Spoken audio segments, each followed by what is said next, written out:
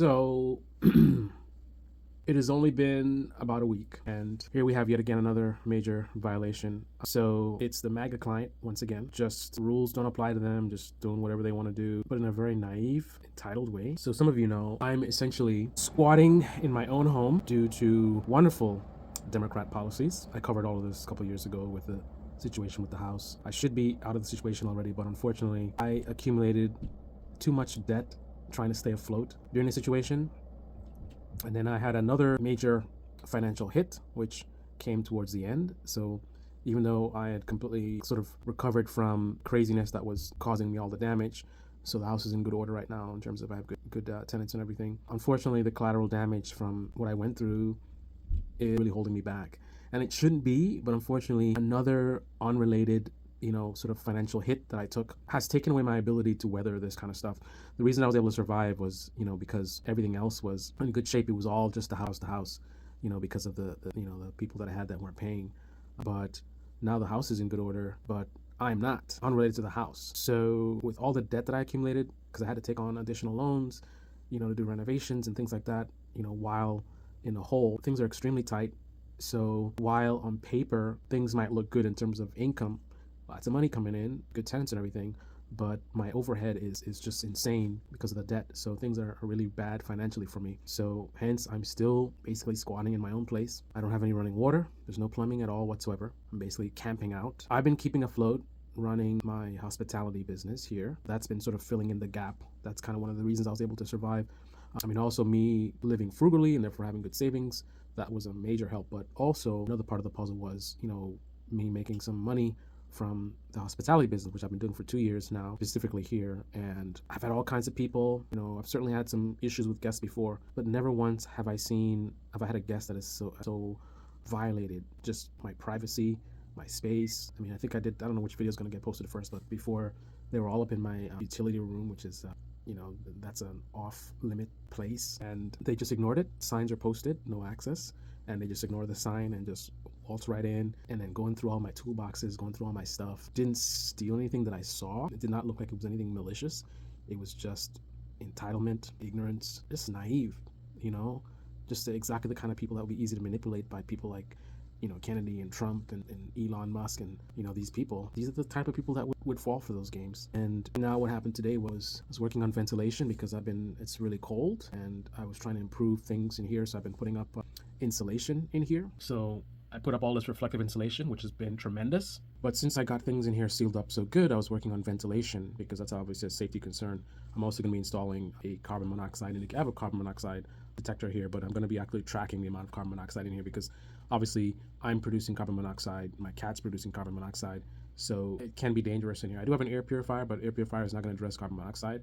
So I do need to be able to bring in fresh air and exhaust stale air. So I was working on that, and all of a sudden I hear this lady's voice, and I'm like, what? Am I hearing it through the walls? Turn around, and the woman has walked into the backyard area, which is off access. It's per the rules of the terms of them being here. They're not allowed to come in the backyard. No one is allowed. And that's never really been a problem. Everyone respects the space. In fact, they even wonder about access to the deck. There's a deck up there, and that's part of their access. Like, it's a deck that's literally attached to the apartment that they're in. And a lot of guests will ask me, can they go out there? Or they'll assume that it's off access. Like, they have this presumption of like, this is their space and, stay away from other areas. But these people all up in my utility room. Now she goes in the backyard, not supposed to be back there. I had the door open. I usually do that when I'm working and stuff like that because nobody else does this, right? In spite of what people say online or whatever, we don't really have a lot of crime happening here, like home invasions and things like that. So I don't have people randomly coming on my property. Guests come here and they stay where they're supposed to. And 2 years I've been doing that, no problem. From day one when they came here, this same woman came in the back area almost immediately.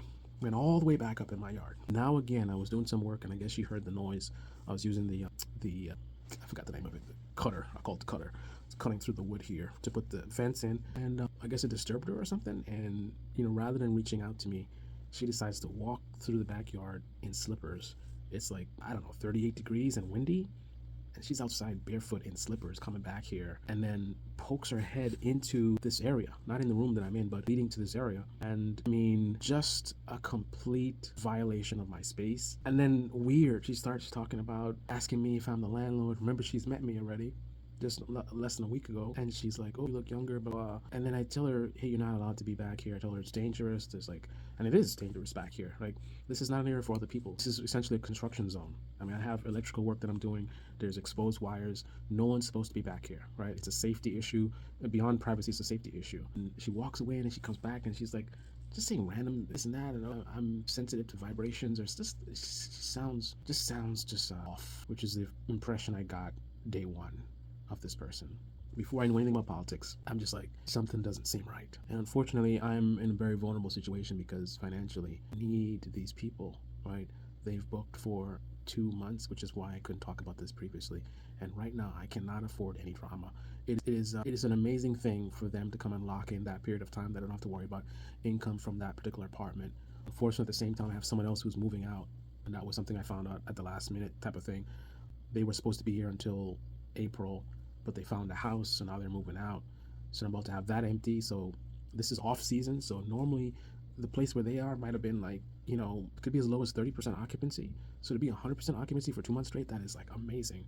So I cannot afford any problems with these people. So while they're doing this insanity, I don't really have any power here, right? If I say the wrong thing, I get a bad review.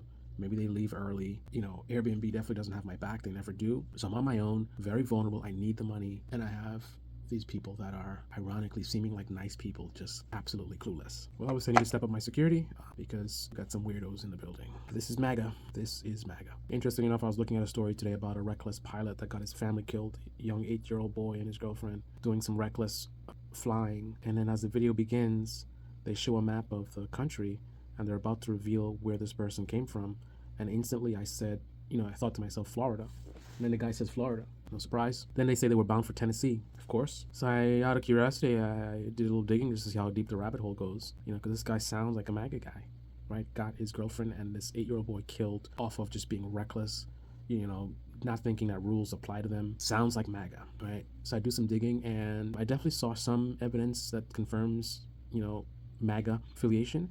And then I saw that the kid, one of the people that he admired the most, was a sports celebrity with ties directly to Trump, who was going to be at some GOP event or something like that. Why is it that I hear some guy does some reckless thing, just like does not follow rules, blah, and I think Florida and Trump. And then I find out that it's Florida and Trump. I don't know. Comment below, man.